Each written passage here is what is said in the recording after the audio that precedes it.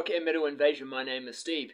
Coming up on the show today, I'm doing lesser known female fronted hard rock / metal from the 80s, part 4. So I'm already up to part 4. So let's get into it. Starting off with one of the heavier bands that I've shown on my channel. This is Holy Moses. This came out in 1986. This is the Queen of Siam, and the vocalist is someone called Sabina Clausen. And when you hear the album, you might not even realize it's female fronted. It's got fantastic, heavy, very gruff vocals. So that album came out in 1986. So quite influential, I would think, in the sort of thrash, speed metal type genre. Really heavy. Some great riffs on it. I quite enjoy it. It's at times just a little bit too not melodic enough at times for me, but I definitely appreciate the riffs and her vocals. I think fit the genre really nicely. They've put out quite a few albums since that one in 1986, their debut album, and so worth checking out. And you believe it or not, female fronted, and like I say, if you were listening to it and you heard those vocals in 1986. I think you probably would have been quite surprised to find out that it was a female-fronted band. All right, next up, not so heavy. Now, this is Girl School and Running Wild. Now, I'm not going to talk about Girl School because, remember, the idea of this episode is lesser-known, female-fronted, and I'm going to consider Girl School fairly well-known. But I wanted to mention it because this is the only album that features Jackie Bottomede. That's how you say her name, Jackie Bottomede, on vocals. She's also a keyboard player. Now, this was her debut and only album for Girl School. In fact, this album by Girl School is a little bit of an obscure one. It was only released in the States on Mercury Polygram in 1985. It went for a more commercial sound. I actually really like this album. It's a good album. Check out the song Let Me Go. That has a music video for it. That's really good. It's a good album, but it is different to the sound of their previous albums and the sound that they go back to after this album. But the reason I'm mentioning this album is because of Jackie Bottomede, who then, after that album, she leaves after that album, and then she ends up forming this band here called, with other people, of course, but If Only. And this is No Bed of Roses. Now, she may feature, I'm not sure, but she doesn't do the main vocals on this album. The main vocals on this album are done by Tina Egan. But she has contributed songwriting to this album, and she is the vocalist for some of the early tracks that they did. This came out in 1992, so initially it wasn't released on vinyl. They did do a reissue on vinyl. It doesn't have all the songs.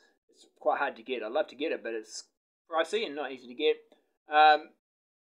So initially just only out on CD. In fact, this copy I've got here is the original sort of Japanese release. So Jackie Bottomede is not actually singing on this album. It's Tina Egan. It still sounds fantastic.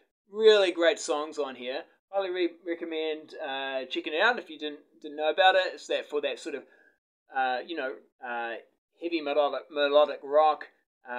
Really well produced. It's produced by Jeff Downs, actually, from Asia, and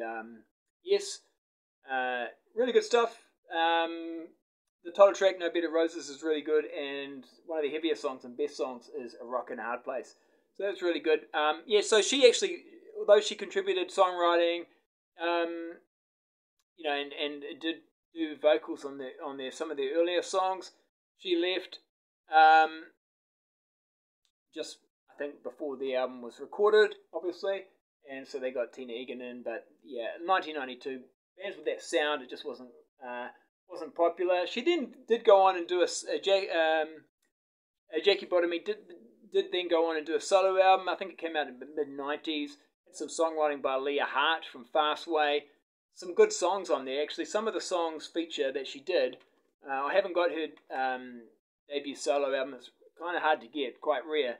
But I have heard some of the songs. They actually feature on this soft rock compilation. It's got some songs on here. Songwriting by Leah Hart, as I said, from Fastway. They're really good. Good songs. So I think she's quite a talent. She, like I said, also plays keyboards, and I've enjoyed the music I've heard her performing on, and or had something to do with. So yeah, just wanted to mention her. All right, next up, Jamie Kyle. Now, I don't know how familiar people will be with her. This also came out in 1992. This is more on the softer end of the scale. Very much commercial hard rock. Doesn't really get that heavy. But I tell you what, check out the song Ragged Heart. That is the best song, I think, on the album. Now, she's a singer-songwriter, so she writes her own songs. She also writes songs for other people as well. She's written a song for Faith Hill that I think was a bit of a hit. She's had a few albums released since this one. In fact, she just released a brand new album a couple months ago, which I think is going back more to this sound, the sound that was on this album here. So check that out if you're interested and you like the sound of this album. Yeah, good stuff. All right, now, next up. This is another one I think that at least initially was going to be released in 1992, but actually in the end it wasn't even released. So this is the band Big, Burrow and Steel. Now again, I don't have a vinyl because it wasn't released on vinyl. There was a promo cassette released, which I think had a couple of songs on it. And this is like major label, so it was going to be on a major label, RCA I think. Going to be on a major label, had Arthur Payson I think was doing the production on it. So it has now been released. It's been released on the Lost US Jewels Collector Series. This is a really good series to look out for. They released some pretty interesting stuff. So things often that were never released back in the day, getting a reissue or re-release. So it's the full album, 10 songs, like I said, major label, was going to be on a major label, great production. Check out the song Shake, that's my recommendation. It's probably the best song on the album. Next up, we've got a Canadian band. This is Toronto. So, female fronted, of course, they're a Canadian band. They've got Sharon Alton is the guitarist, and Holly Woods is on lead vocals. And this one here, Girls Night Out, from 1983. This actually comes, so you can see the cover. I don't know if you can pick that up, but it's actually 3D. So what you can do, if you really want to, is you can get the 3D glasses. So I've got the 3D, actually came with 3D glasses. And you can put the 3D glasses on and, oh, hello, Toronto, you are now in 3D. Yeah, so it's kind of fun. But this album here, I suggest checking out Standing In. Standing In is a really good song. So that's from 1983. This one here, this one's interesting. I think they've released 3 or 4 albums in the early 80s. But this one's interesting. This is Get It on Credit, because during the recording sessions for this album, they recorded a song called What About Love, and for whatever reason decided not to release it or put it on their album. Heart then took the song and of course made it a massive hit. So that was probably a bit of a boo-boo maybe, but of course, you know, I guess they got the the songwriting for a big hit on the Heart album, so they probably did okay out of it. Now this is actually also that was also written by Jim Vallance, I think, and yeah, so Jim Vallance is also does some of the songwriting on this album here. Who's, you know, Jim Vallance, of course, quite well known for the work he does with Bryan Adams songwriting. All right, this was a slightly obscure one. I think she's from Norway. This is Aina, A-I-N-A. Now, the only reason I have this album, because it's not very heavy, it's more pop rock, but it does have a really good hard rock song called Rocks Off. It pretty much is track 2 on this album. Really good, so check that one out. If you like melodic hard rock, it fits the bill for that, so Rocks Off. The rest of the album's not that heavy. Alright, coming up now, this is the debut album from Leather Leone. It's just called Leather. And I've shown this on my channel before because the label on the record was labelled incorrectly. And it actually says it's, which was a bit of a concern for me when I first got the record because it said Attack of the Neon Shark. Yeah, but it actually the pressing's correct, and I actually hear Leather Leone. The other side is fine. The other side has, you can see that, yeah, Shockwaves, Leather Leone, or just Leather is what the name she's going with for this album. So this is her debut solo album. Of course, she is the vocalist for Chastain on some of their albums, and David T. Chastain, he does the production on this album. It's actually her only solo album until 2018. She released her second album, so there was a big break in between her debut and her next album. I guess she's gone on and kept doing vocals for Chastain, and to be honest, I don't think there's really a lot of difference between a Leather Leone album and a Chastain album because you got Chastain doing songwriting and production work as well there. Alright, next up, now, some of these names on some of the artists today are a little bit of a challenge for me. This one is, I think you say it as Charcoal? C-H-A-C-K-O. Now it says, featuring Once Bitten, Twice Shy, this is a hype sticker, Life on the Planet, and At a Time Like This. Not that heavy, and although it says Once Bitten, Twice Shy, that's not the song that was a big hit for Great White. It's an original song, so not that song. It's produced and arranged by Joey Ballin, who's worked with Warlock and Duro. Yeah, not that heavy, but I do like the song. If you're going to check out a song from this album, check out Somewhere in Between. Somewhere in Between, that's a pretty good song. But from what I could see, this is the only album she has put out. Certainly got this sort of 80s hair metal type look there. But like I said, it's not that heavy. Right, next one. Now, this is a German band, all female band. Rosa Vista. Rosa Vista. Am I saying that right? I'm not sure. R-O-S-Y Vista. They're actually this was their only album. And it's only a mini album. It only has 5 songs on it. And then again, they, in 2018, just like Leather Leone, released their second album. So big, this one came out in like 1985. And then they did release another album again in 2018. Now, what's interesting about the album that they released in 2018, it includes all 5 songs from this mini album, plus some new ones as well. And from what I could tell, it's the same, they've got the same band members. But yeah, quite a number of years later. And this is pretty good. Sadistic Lover. Great song title. That's a good song. Rocking Through the Night. It's pretty good. And Tables Are Turned. Those are 3 from this mini album I really like. So, yeah, check them out. I think you can get the one from 2018 on vinyl as well, but I don't have that one. But, alright, next up. Now, I don't know much about this band, but Legal Limits. And this is another mini album called Cover Girl. It's released on FM Records, which is a division of Heavy Metal Records. It's really not... A number of the records I'm showing today are definitely in that melodic rock, hard rock category. Not that heavy. This is very light. Not heavy at all, particularly. But, when you sort of see FM Records... you kind of think, it's going to be some hard rock. It barely qualifies, as something I would even put on this on my channel.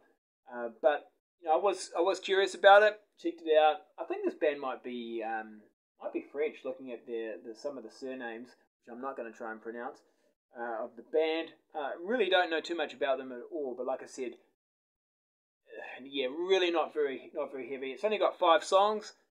And it's another mini album, only 5 songs, and yeah, to be honest, might be 5 songs too many. I don't like to be mean, but yeah, not the best. But, you know, interesting to have anyway. Alright, now wasn't sure whether I should show this one or not, but I think I am going to show it just because there's a little bit to talk about here. So this is, again, I don't know if I'm going to say the name right. This is Tia Carrera. Now, she's well known. Right, now, this is just like a promotional thing. She's quite well known, of course, for being from Wayne's World. And these two songs here, Why You Want to Break My Heart, and then on the other side, a cover of Ballroom Blitz. Yeah, so she's well known from being from Wayne's World. Obviously, Ballroom Blitz, it's like a hard rock song, you know, a cover version. Why You Want to Break My Heart, it's actually quite a sort of melodic rock song, not too bad. I quite like it, actually. And those two songs are on the Wayne's World soundtrack. She has released, she then did release an album in 1993. Interestingly enough, executive produced by the Van Halen producer Ted Templeman, who I think had something to do with the Wayne's World soundtrack. But anyway, it's not hard rock, it's not heavy at all, it's just pop, you know. So this is really, if you, this is her only sort of slightly rocking kind of material, I think, that I know of anyway. And yeah, I'm quite happy to have those two songs because I quite like them, and I haven't actually got the soundtrack, so might as well show that. Now, just to finish off with a couple of 7-inches, and this first one's a really good one, and this is Stevie Lang, and the song is Remember My Name. Now, this is interesting because it says here, as seen on TV, because the song was actually in a commercial for like a body spray or perfume or something, and so the song was actually heard by quite a few people. It's quite a hard rocking song. I think this came out like 1982, something like that. So for its time, 81, for its time, it's actually really good and quite heavy. And yeah, Stevie Lang also was married to Mutt Lang, a well-known producer. This is before he married Shania Twain. But yeah, worth checking out. If you didn't know about this, check this song out. Chaz Kane, who's quite a well-known, more recent female-fronted hard rocker. Well, she's just a solo artist, of course, so it would be female-fronted. But yeah, so she's done a couple of albums on Frontiers. She's covered this song, and there's a music video of her covering that song, so go check it. It sounds quite similar, but it's a good song. Go check it out. And then finally, Erica Norberg. This is Erica Norberg's single, Together We're Lost. I've only got the single. You can get the album on vinyl, I think, but the album's not that heavy, and this was really the only song I liked. It's a really good song. She is talking about artists who are married to well-known people. She was married to Yngwie Malmsteen back at that particular time. So, and actually, she's released a few albums since that single came out. You know, she's released a few albums. But check out Deaf, Dumb and Blonde. That came out in 2016. It's actually really good. So going back to sort of some of the albums that she released in the 90s and 2000s are more pop rock, not particularly hard rock. But Deaf, Dumb and Blonde she's gone back to that sort of hard. Well, it's probably even heavier than she's in any of her other albums. It's really, and I really liked it. It's really good. So check that one out. All right, so there we go. So that's the end of part 4. Lesser known female-fronted hard rock / metal from the 80s. Hope you enjoyed that. Maybe you found out some new things you didn't know before. Maybe you're about to go out and discover some new music. I will do a part 5, and then I think we might wrap it up. And when I do my part 5, I might just also talk about some of the more well-known ones that I haven't talked about because they don't really fit the category of lesser known. Alright, don't forget, if you haven't, I'd love you to hit that subscribe button, leave a message. Always great to hear your opinions and thoughts, and I'll catch you later. Alright, see ya.